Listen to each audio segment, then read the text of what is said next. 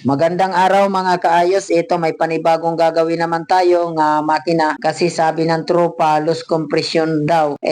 Sabi ko nga titingnan ko na. Ito binubuksan ko na nga kasi ito naman kung hindi sa barbulan nito ang problema, sa cylinder head gasket ito ang minsan na nangyayari nito dito sa loose compression na yan. Kaya sabi ko para malaman ko bubuksan ko na muna kasi itong mga ganto madali lang gawin to kasi halos 7 tornilyo lang ang bubuksan, 4 na nut sa cylinder head, saka 3 sa taas, yun lang ang bubuksan dyan. Ang problema nga lang nito, minsan pag singaw ang barbula, maghahasa ka pa. Kung hindi naman madala sa hasa, kailangan palitan na talaga ng barbula. Kaya sabi ko nga, para makalaot kayo ngayon, titingnan ko maaga pa kasi mayroon din akong lakad ngayong kako para bago man lang ako umalis, di tapos ko na tong gawin. Kaya pag bukas ko nga, sabi ko, itong makina na to, hindi to cylinder head ang naging problema nito, hindi cylinder head gasket kako.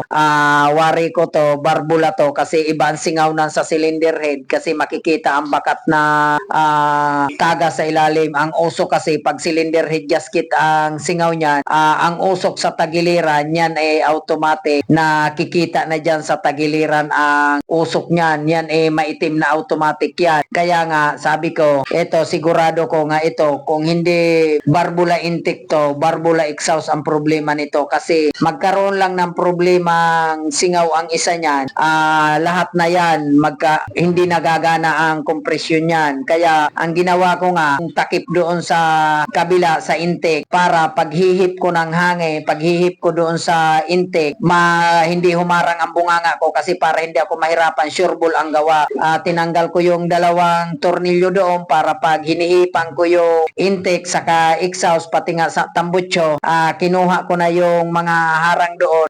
Ang natira doon talaga yung mismong pinakabutas ng intake saka exhaust kasi para kako malaman ko kung ano talaga yung problema niya doon kasi kung halimbawa hindi ko yan hihihipan na malaman ko, mahirap magsapalaran na hahasain ko basta-basta. Samantala kung halimbawa hinihipan ko yan na nakita ko na doon ang singaw, mas sinigurado talaga ang trabaho nga nandoon ang pinanggalingan ng sira. Kasi kung titirahin ko lang agad-agad na bubuksan ko ang intake, hahasain ko at hindi naman doon, ay didubli trabaho. Mas mahirap yung ganon na gawa ng makina na hindi na sisigurado talaga ang sira kung nandoon. Lalo na itong ganto sa barbula na walang hula-hula lang, hahasain ko kaagad, di mas mahirap yung kung ganon. Kaya ang ginawa ko, yung tornilyo na yan, na dalawa yan, bali 5 pala yan kasi may cover yan dyan, tinanggal ko na. Itong dalawang mahaba na yan, tinanggal ko yan para sabi ko, hihipan ko yan at malaman ko talaga kung nandiyan dyan ang singaw. O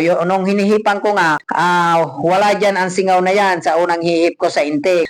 Nandoon sa exhaust ang singaw. O katulad hinihipan ko na yan, singaw dyan. Kaya nga lang, talagang madumi ang makina pag hinihipan mo kasi lalo na pag nandoon sa exhaust, andoon ang buga ng usok ng tambutso. Kaya sa lahat ng manonood, thank you for watching.